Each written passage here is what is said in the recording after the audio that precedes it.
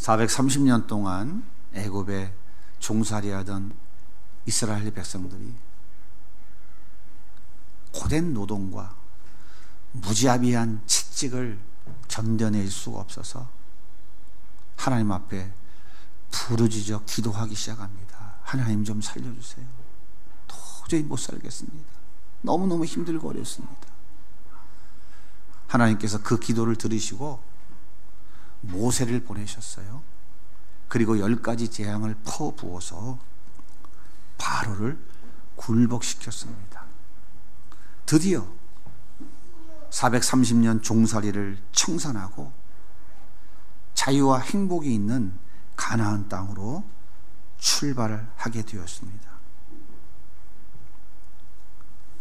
이스라엘 백성들이 머물고 있는 고센 땅에서 출발해서 저 지도에 보이는 것과 같이 지중해 연안을 따라서 쭉 올라가면 가나안 땅까지 4일에서 5일이면 도착하는 그런 가까운 거리입니다. 그런데 저 지중해 연안은 강력한 블레셋 민족이 점령하고 있는 지역이었어요. 막 애굽에서 탈출한 이스라엘 백성들이 전쟁할 만한 군사력도 아직 준비되지 못했고 또 전쟁할 만한 정신력도 아직 준비되어 있지 못했어요. 그래서 하나님께서 블레셋 사람의 땅으로 가지 말고 홍해의 광야길로 방향을 바꾸라고 명령을 하십니다. 여러분 지도에서 보시면 저기 시작되는 람셋, 저것이 바로 이스라엘 백성들이 살고 있는 고센 땅입니다. 거기에서 바로 서쪽으로 지중해 쪽으로 해안을 따라 올라가면 저 바로 위에가 가나안 땅입니다. 얼마 멀지 않아요. 그런데 하나님께서 그리로 보내지 아니하시고 여러분 지대에서 보신 것과 같이 저렇게 광야길로 오늘 본문 2절에 출애굽기 14장 2절에 보면 고센 땅을 출발해서 숫곳 에담을 거쳐서 비하히롯 이스라이라고 하는 홍해 앞에 바닷가에 하나님께서 장막을 치라 이렇게 말씀하십니다. 여러분 지도에서 보셔서 알겠지만 가나안 땅은 저쪽 정반대편에 있어요. 근데 하나님께서 정반대로 지금 이스라엘 백성들을 이끌어 가시는 거예요.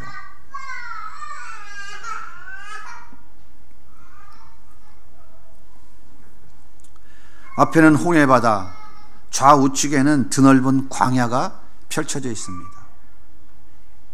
하나님의 명령을 따라 이스라엘 백성들이 이곳에서 장막을 쳤을 때에 성경에 보면 낮에는 구름기둥, 밤에는 불기둥이 그 진영을 지켜주었다 그렇게 말씀하고 있어요.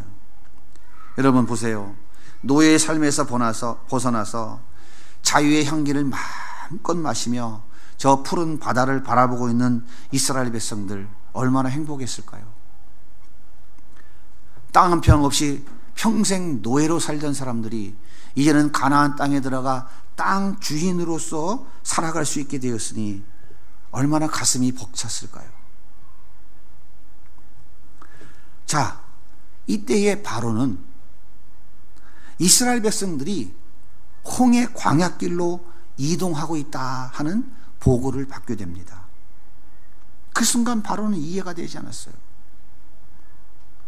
누가 보아도 더 지중해 연안을 따라서 이동하는 것이 정답입니다. 그런데 홍해가 가로막고 있는 홍해 광야길로 간다는 거, 이건 도저히 이해가 되지 않는 것이었어요. 도대체 이유가 뭘까? 혹시 강력한 블레셋 군대가 가로막고 있기 때문에 방향을 틀은 것일까? 아니잖아. 애굽의 10가지 재앙을 쏟아부은 이스라엘의 신 여호와가 이들을 이끌고 가고 있는데, 아니 그들이 어떻게 감당하겠어? 도대체 이유가 뭘까? 바로가 고민 끝에 깨달은 것이 뭐였냐면, 아 맞아, 태양신, 우리가 믿는 이 태양신이 나의 무너진 자존심을 회복할 수 있는 기회를 준 거야. 그렇게 확신하게 된 것입니다. 맞아. 히브리 노예들은 홍해 광야 막다른 길로 몰고 가고 있는 것은 태양신이 하는 일이야. 애굽에서는 여호와의 신이 위대했지만 역시 광야에서는 태양신이 최고구만. 흥분한 바로는 도망간 노예들을 모두 잡아들일 기회를 주신 태양신에게 감사하며 600대의 병거를 이끌고 그들을 추격하기 시작했습니다. 좌우편에는 광야가 펼쳐져 있고 앞에는 시퍼런 홍해 바다가 있고 뒤에는 애굽의 군사들이 쫓아오고 있습니다. 더 이상 도망갈 수가 없어요. 막다른 골목길에 갇혔습니다. 고양이 앞에 쥐 같은 신세로 전락해버리고 말았어요. 이때 이스라엘 백성들 입에서는 하나님을 원망하는 소리가 쏟아져 나오기 시작합니다. 출애굽기 11장과 14장 11절과 12절을 같이 읽겠습니다. 그들이 또 모세에게 이르되 애굽에 매장지가 없어서 당신이 우리를 이끌어내어 이 광야에서 죽게 하느냐? 어찌하여 당신이 우리를 애굽에서 이끌어내어 우리에게 이같이 하느냐? 우리가 애굽에서 당신에게 이른 말이 이것이 아니냐? 이르기를 우리를 내버려 두라. 우리가 애굽 사람을 섬길 것이라 하지 아니하더냐? 애굽 사람을 섬기는 것이 광야에서 죽는 것보다 낫겠노라. 애굽에 매장지가 없어서 우리 이 광야로 이끌어내 죽이려고 했습니까? 이 광야에서 이렇게 비참하게 죽느니 차라리 다시 돌아가 애굽 사람을 섬기는 것이 낫겠습니다. 눈앞에 펼쳐진 죽음의 공포 앞에 아무것도 할 수 없는 전적 무능의 상태에 빠져버린 이스라엘 백성들에게 하나님은 없었습니다. 10가지 재앙을 퍼부었던 그 하나님은 그들에게 지금 없었어요. 이때 모세가 이렇게 외칩니다. 13절 같이 읽겠습니다. 모세가 백성에게 이르되 너희는 두려워하지 말고 가만히 서서 여호와께서 오늘 너희를 위하여 행하시는 구원을 보라. 너희가 오늘 본 애굽 사람을 영원히 다시 보지 아니하리라. 여호와께서 너희를 위하여 싸우시리니 너희는 가만히 있을지라. 여러분 두려워하지 마세요. 걱정하지 마세요. 하나님께서 우리를 위해서 싸우실 것입니다. 여러분은 그냥 하나님의 일하심을 보기만 하면 됩니다. 하나님께서 모세를 통해서 말씀하신 첫 번째 메시지는 두려워하지 말라는 것이었어요. 그리고 두 번째 주신 말씀은 백성들로 하여금 앞으로 나아가라 라고 하는 명령이었어요. 자, 15절 말씀 같이 있습니다. 여호와께서 모세에게 이르시되 너는 어찌하여 내게 부르짖느냐? 이스라엘 자손에게 명령하여 앞으로 나아가게 하고. 도대체 어디로 가라는 겁니까? 지금 홍해바다에 항공모함이라도 몇 척 띄워놓았습니까? 홍해바다에 뭔가 지금 길이라도 내놓았습니까? 아니지 않습니까? 시퍼런 파도가 넘실거리는 홍해바다를 향해 나아가면 다 죽으라는 것 아닙니까? 하나님의 요구하심이 너무 무모한 것 아닙니까? 이 무모한 행동에 단순하게 행동할 수 있을까요? 그런데 우리가 여기서 짚고 넘어가야 될 게 한 가지가 있어요. 하나님의 이 무모하신 요구에는 하나님의 놀라운 뜻이 담겨져 있다라고 하는 것이에요. 다시 말해서 하나님은 결코 무모하시거나 충동적인 분이 아니시다 하는 거예요. 여러분 출애굽기 14장 3절 말씀을 한번 같이 읽어볼게요. 시작. 바로가 이스라엘 자손에 대하여 말하기를 그들이 그 땅에서 멀리 떠나 광야에 갇힌 바 되었다 하리라. 바로가 지금 뭐라 그럽니까? 보고를 들은 바로가 뭐라 그래요? 야, 저들 지금 홍해 광야길로 갔지? 그 막다른 길인데? 그 광야에 그들은 갇혔어. 지금 바로가 하는 얘기가 이 말이에요. 제가 지어낸 얘기가 아니고 바로는 지중해를 따라 가나안으로 가는 게 가장 정답인 줄 알고 있는 사람인데 하나님이 멍청하게 저들을 홍해 광야길로 막다른 길로 인도하는 것을 보며 바로가 저것들 웃기네 하고 지금 인식하고 있었다는 거예요.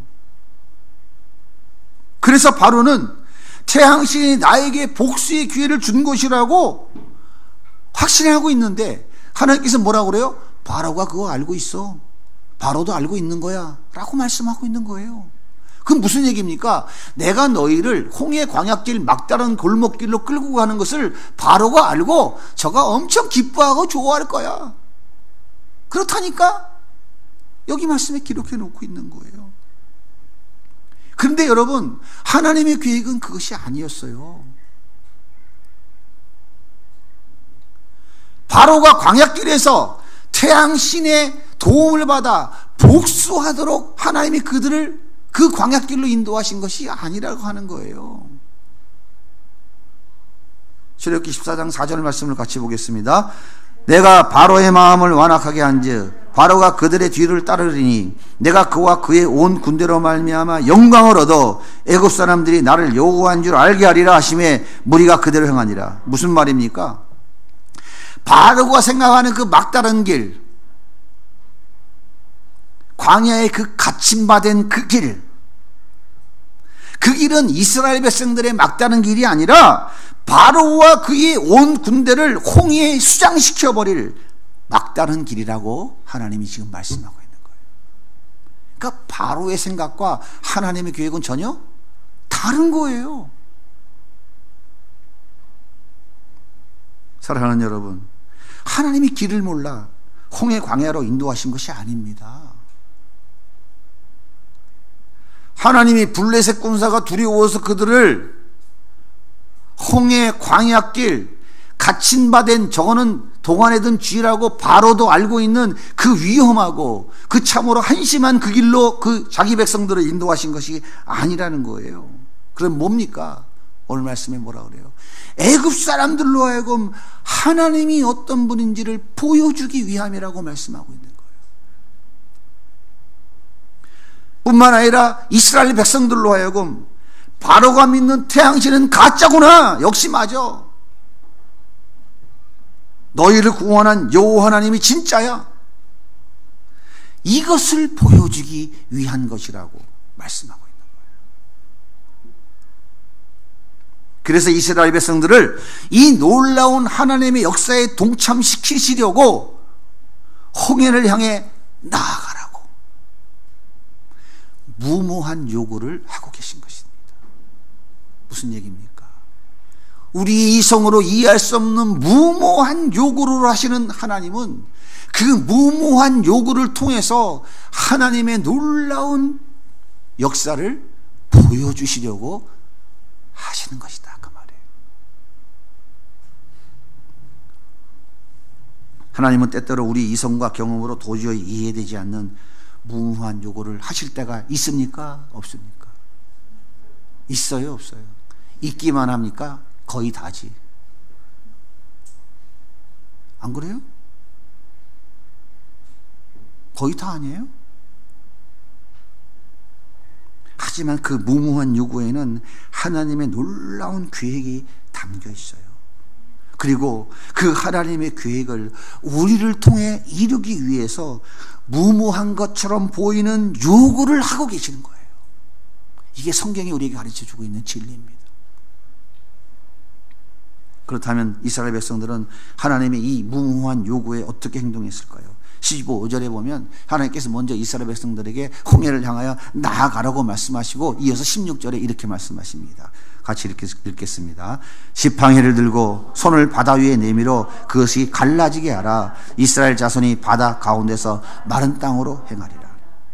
무슨 말이에요? 먼저 이스라엘 백성들이 홍해를 향하여 나아가고 그 다음에 모세가 지팡이를 손에 잡고 홍해를 향하여 내밀면 그때 홍해가 갈라질 것이다 라고 말씀하시는 겁니다. 그게 무슨 말이에요?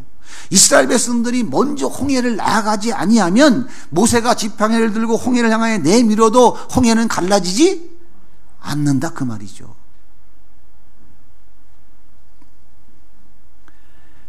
애굽의 10가지 재앙을 쏟아부을 때 이스라엘 백성들은 아무것도 한 것 없어요. 그냥 불구경만 했어요. 잘한다 잘한다 박수만 쳤어요. 모세만 하나님 말씀대로 순종하면 하나님의 역사는 이루어졌습니다. 모세가 하나님께 말씀하시는 10가지 그 기적은 무모합니까? 안 무모합니까? 말도 안 되는 거죠. 그건 도저히 이해할 수 없는 무모한 것이죠. 물을 떠다 갖다 부으면 그게 피가 됩니다. 말도 안 되죠. 모세가 하나님이 명령하는 그 무모한 10가지를 순종할 때에 놀라운 기적을 체험했어요. 모세 혼자만 됐어요. 하지만 이제 너희들도 함께 순종해야 하나님께서 역사하시겠다라고 말씀하시는 거예요.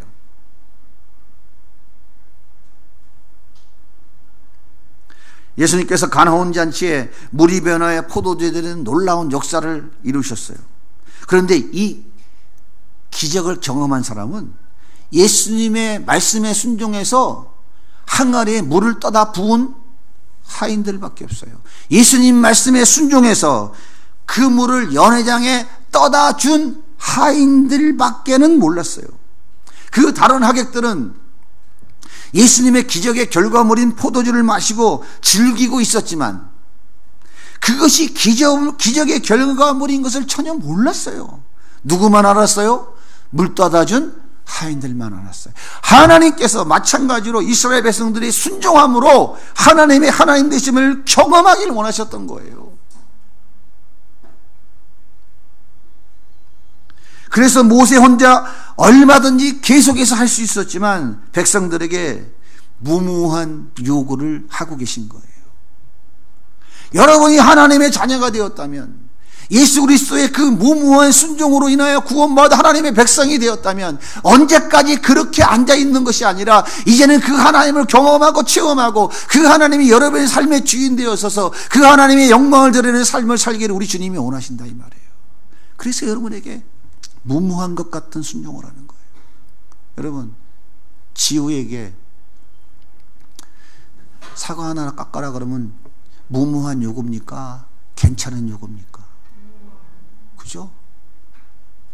무모한 요구 맞죠? 우리 권사님에게 사과 하나 깎아라 그러면 그게 무모한 요구입니까? 웃기네. 뭐야 이거?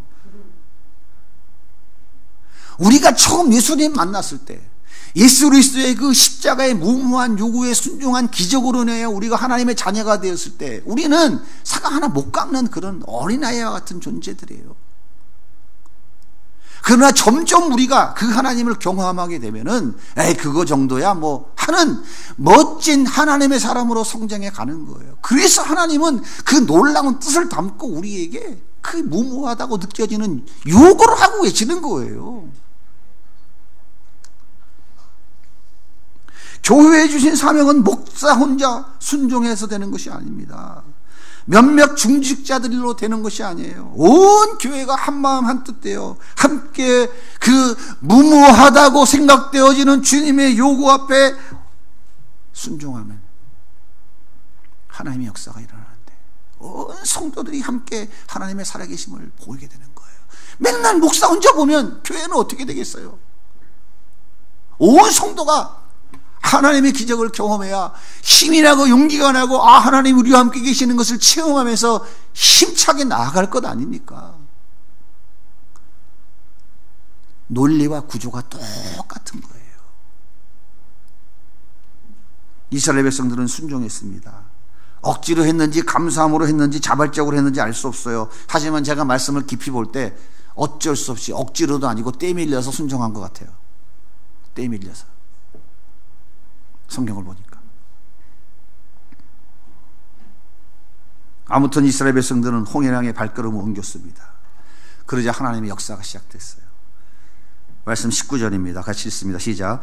이스라엘 진 앞에 가던 하나님의 사자가 그들의 뒤로 옮겨가며 구름 기둥도 함께 그대로 뒤로 옮겨 애굽진과 이스라엘 진 사이에 이르러 서니 서쪽에는 구름과 흑암이 있고 이쪽에는 밤이 맑음으로 밤새도록 저쪽이 이쪽이 가까이 못하였더라. 예.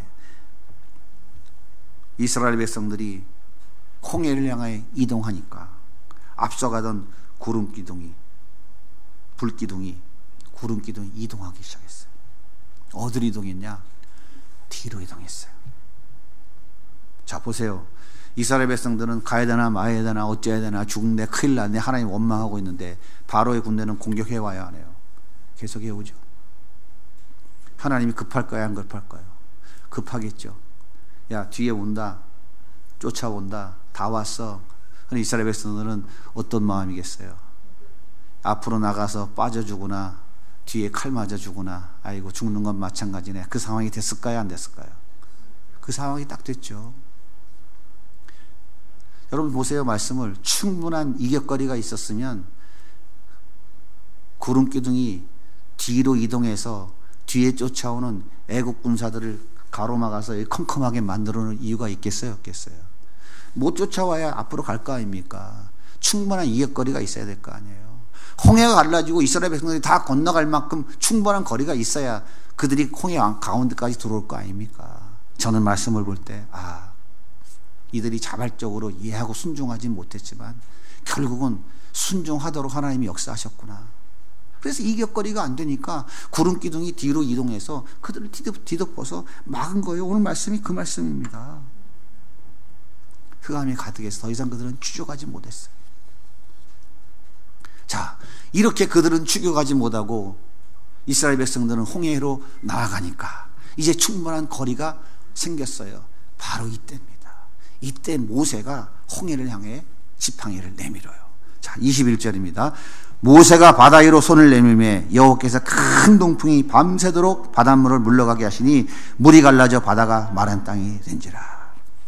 하나님의 무모한 요구에 백성들은 순종했고 모세도 순종했습니다. 이제 나머지는 하나님의 몫입니다.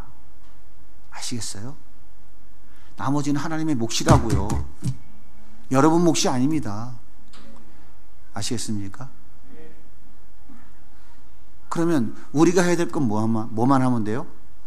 나가라고 하니까 나가면 돼요. 모세기는 지팡이를 내밀라니까 내밀면 되는. 그게 우리가 하는 일이에요. 그게 우리가 하는 일. 그 나머지는 누가 한다고요? 하나님이 하신다고요. 하나님께 맡기는 게 뭡니까 여러분? 하나님께 뭘 맡기라는 거예요? 여러분 절대 착각하지 마세요. 내 길을 여호와께 맡기라, 내 짐을 여호와께 맡기라, 수고가 문득은 짐지자 다 내기로 다 맡기라 그러니까 다 맡기면 하나님이 알아서 해주는 줄 알고. 우리 그리스도인들이 버려야 될 큰 착각이 그거예요. 밥 해놓고 밤새도록 기도해 보십시오. 주님 믿습니다. 이 밥이 내 입에 들어가서 소화되게 해주세요. 밥은 누가 준비해 준 겁니까? 쌀을 누가 주신 거예요? 밥은 누가 주신 거예요? 하나님이 주신 거예요. 떠서 씹어서 상쳐서 내 뱃속에 집어넣는 건 누가 해야 되는 거예요? 내가 할 일이에요. 그러면 잘 소화돼서 피가 되고 살이 되게 하는 결과는 누구한테 있다고? 하나님께 있다고. 원리가 이거라고요. 하나님께 맡긴다는 것은 우리가 해야 할 일을 최선을 다해 하는 거예요. 그리고 그 결과에 대해서는 하나님께 맡기는 겁니다. 결과에 대해서. 내가 공부를 열심히 해갖고 서울대학 시험을 봤는데 100% 합격해야 돼요? 떨어질 수도 있어요. 근데 우리는 어떻게 해요? 100% 합격해야 되죠?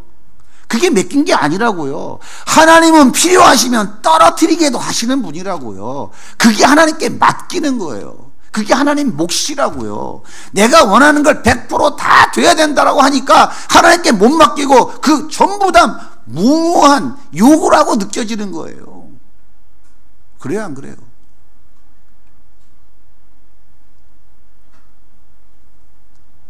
나머지는 하나님 거예요.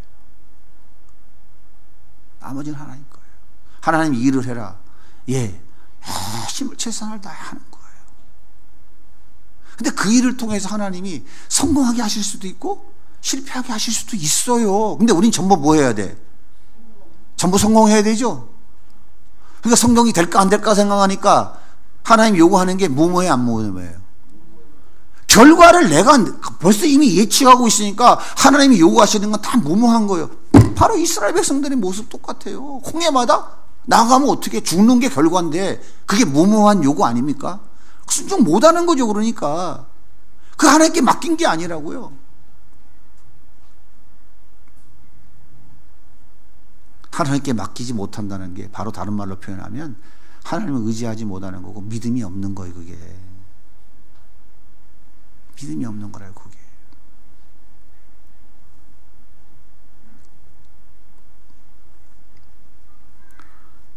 홍해가 갈라져 좌우에 물벽이 세워지고 이스라엘 백성들이 건너가기 시작했어요. 애굽의 군사들과 마병들이 열심을 다해 추격합니다. 구름기둥이 가리워지니까, 가리웠던 구름기둥이 딱 열려지니까 열심히 쫓아가겠죠. 와, 저들이 지금 홍해를 건너가네. 신나게 쫓아 들어옵니다.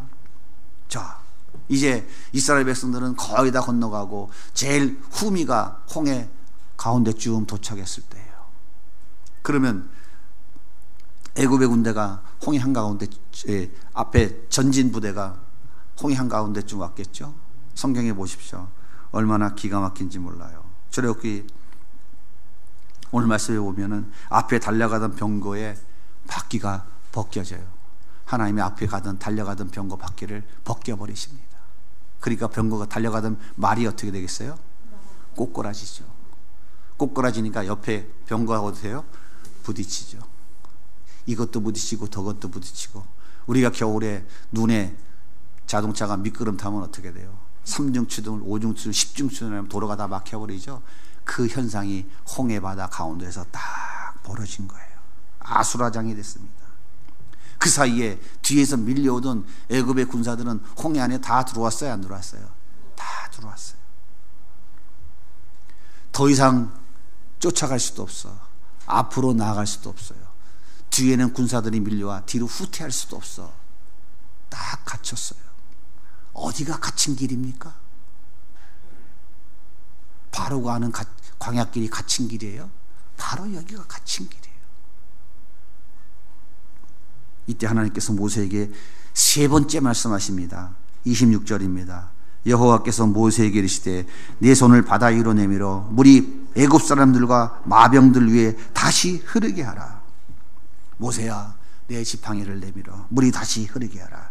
모세는 지체 없이 말도 안 되는 이 모순된 명령에 순종합니다.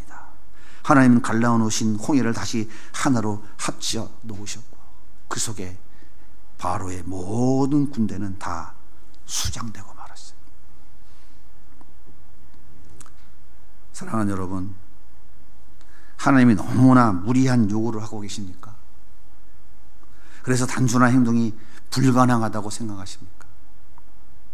그렇다면 그 무모한 요구에는 하나님의 영광을 드러내는 내기 위한 놀라운 계획이 있다는 사실을 우리가 잊지 말아야 됩니다. 하나님은 우리의 순종을 통해 역사하십니다. 순종은 내가 하고 기적은 하나님의 몫이에요. 결과는 하나님의 몫이라고요. 이스라엘 백성들은 말도 안 되는 놀라운 기적을 10번이나 보았잖아요. 그리고 바로가 항복했잖아요. 세계 최대 강대국 애굽의 왕 바로가 두 손을 바짝 들었잖아요. 그리고 니들이 원하는 대로 다 가지고 가라. 이스라엘 백성들은 그동안 일해주면 못 받은 노인까지 다 챙겨서 금은 보화까지 다 챙겨서 다 짊어지고 애굽을 탈출했잖아요. 감사해야 돼요? 안 감사해야 돼요? 기가 막힙니까? 안 기가 막힙니까? 근데 여러분 성경 어디를 보십시오. 이스라엘 백성들이 하나님께 감사하며 찬양했다는 기록이 있습니까? 단 한 구절도 없어요. 단 한 단어도 없습니다. 왜요? 그들은 하나님의 무모한 요구에 단순하게 행동한 것이 한 번도 없었어요. 다 모세가 한 것이지 그들은 한 번도 한 게 없었어요.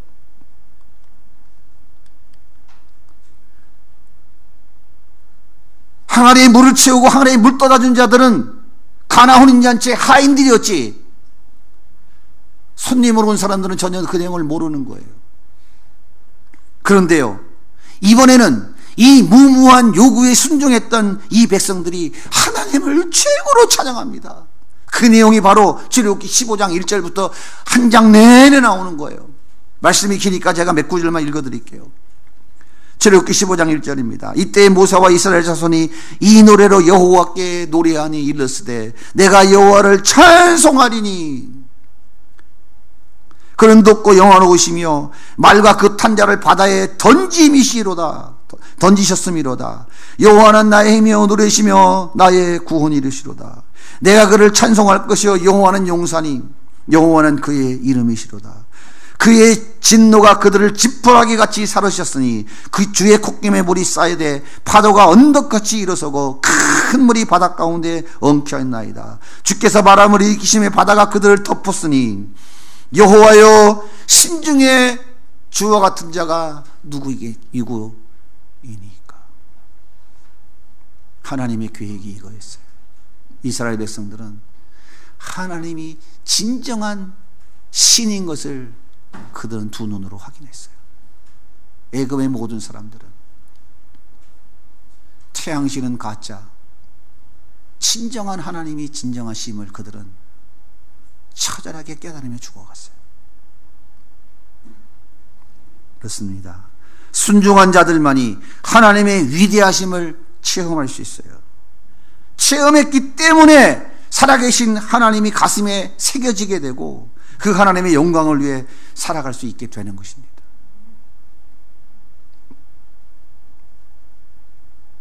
예전에도 한번 말씀드렸던 기억이 있습니다. 양해문 교회 섬길 때입니다. 한참 리모델링이 진행되고 있었어요.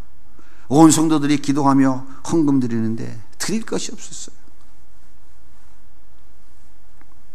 그래서 하나님 앞에 투정하듯 기도했어요. 아버지, 명색이 목사인데 성도들도 다 헌금하는데 어째서 나는 한 푼도 헌금을 못 할까요? 조금 남겨놓고 가져가시지 탈탈 털어가지고 사람이 참 거시기 합니다. 그런데 제 마음에 성령께서 왜 없어? 있잖아 그러시는 거예요. 그래서 아니 뭐가 있어요?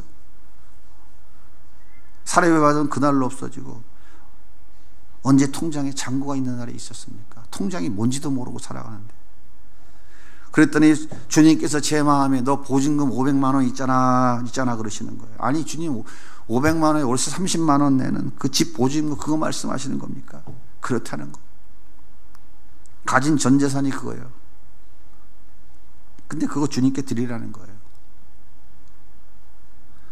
거지 여기 입술에 떨어진 밥풀떼기 하나 띄워달라는 거 아닙니까? 참 기가 막히더라고요. 그래도 주님이 그렇게 하라 하시니까 집주인에게 전화 걸었어요. 죄송합니다. 부탁이 있어 전화드렸는데 다름이 아니라 월세는 절대 안 밀리고 잘 낼 테니까 보증금 좀 빼주면 안 되겠어요? 알았다고 전화 끊더라고요. 한 달 동안 말이 없어요. 한 달 있다가 500만 원의 통장에 들어왔어요. 그래서 가족들과 함께 앉아서 자초지종이 이야기했더니 하나님 하라면 하셔야죠. 그래서 그 다음날 마음 변할까봐 다음날 새벽에 새벽기도 나가가지고 강대상 위에 500만 원 헌금을 올렸어요. 자, 그리고 나서 얼마 지나지 않았는데 집주인에게 전화가 왔더라고요. 보증금 줬으니까 집 빼라는 거예요. 내 누구라고 말은 안 하겠습니다. 은혜가 안 되니까. 나에게 은혜 주시려고 하나님 하신 일이니까. 그래서 혹시 또 어디 저렴하게 집 얻을 만한 데가 있을까 싶어서 그때 처음으로 군포 성당 일대 이 동네를 다녀봤어요. 물어보니까 그 동네가 제일 싸다더만 집이. 오래돼가지고 아침부터 저녁까지 오래를 돌아다녔는데 발뒤꿈치만 다 까졌어. 갈 데가 없더라고. 이사 갈 데가. 돈이 없으니까.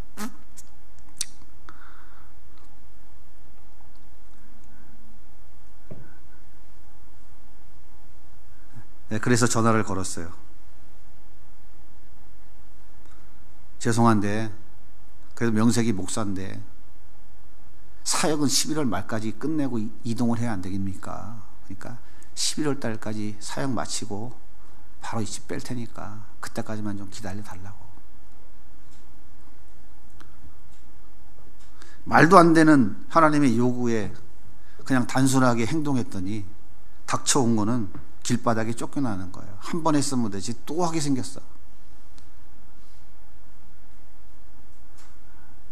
그래서 그렇게 기도해서 하나님, 나만 망신이 아니라 시키신 아버지도 망신이니까 그냥 알아서 하세요.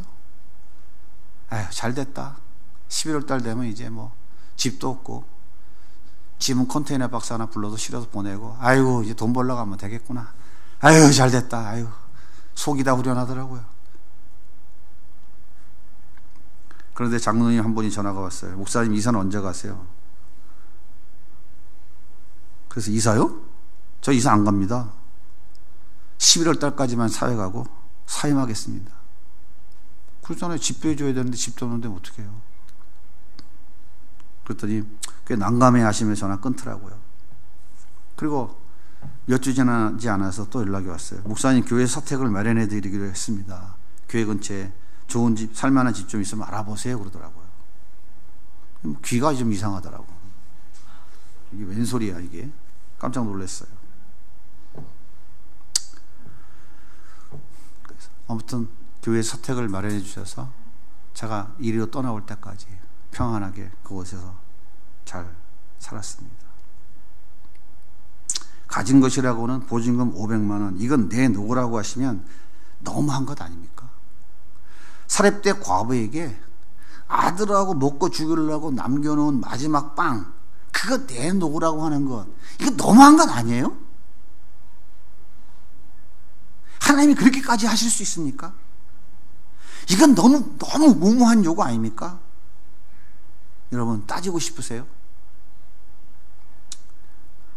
하나님은요, 놀라운 기적을 준비해 놓으시고, 너도 이 귀족의 주인공 자리에 좀 한번 앉아봐야지 라고 우리에게 말씀하고 계신 거예요. 하나님께서 보증금도 월세도 필요 없는 집, 호계동 주공아파트 215동 103호 잃어버리지도 않아요. 950세대 중에 최고로 좋은 집. 왜 최고로 좋은 집을 한지 아십니까? 거기 흔적도 없잖아요. 다 철거돼서. 오래돼가지고 사람이 살 수 없을 정도로 다 낡았어요. 그런데요, 신혼부부가 살려고 리모델링을 싹 해놨더라고. 가장 좋은 집이죠. 그러니까 하나님이 그걸 준비해 놓으신 거예요. 그리고 저에게 그 무모한 요구를 하고 계신 거예요. 하나님께서 그 무서운 흉년 가운데 사렙다 과부가 굶어 죽지 않게 하시려고, 그를 사랑하기에 마르지 않는 가루통과 마르지 않는 기름통을 준비해 놓고 계셨던 거예요. 그리고 그 마지막 빵을 내놓으라고 무모한 요구를 하셨던 것입니다. 나를 살리기 위해 십자가에 독생자 예수 그리스도를 처참하게 내어주신 주님께서 그 알량한 빵 한 조각 뺏어 먹으려고 그 과부의 그 빵 한 종 내놓으라고 하시겠습니까? 거지 입술에 붙은 밥알 한 톨만도 못한 보증금 500만 원 그거 뺏어 먹으려고 내놓으라고 하시겠습니까? 사랑하는 여러분, 하나님은 지금도 살아계십니다. 살아계신 하나님을 경험하기 원하십니까? 그렇다면 하나님의 무모한 명령, 말도 안 된다고 생각되는 주님 말씀에 그냥 이해하고 단순하게 행동하시면 됩니다. 하나님의 무모한 요구 안에는 우리가 다 알지 못하는 하나님의 놀라운 비밀이 담겨 있어요. 여러분에게 보여주고 싶은 놀라운 뜻과 계획이 그 속에 숨어 있어요. 그런데 순종하는 자들만이 하나님이 이 역사를 볼 수 있습니다. 이 역사를 경험하는 자들만이 하나님을 진정으로 경외합니다. 이 역사를 경험하는 자들만이 하나님을 진정으로 믿고 의지하게 되는 거예요. 그래서 기독교는 경험의 종교, 체험의 종교라고 하는 거예요.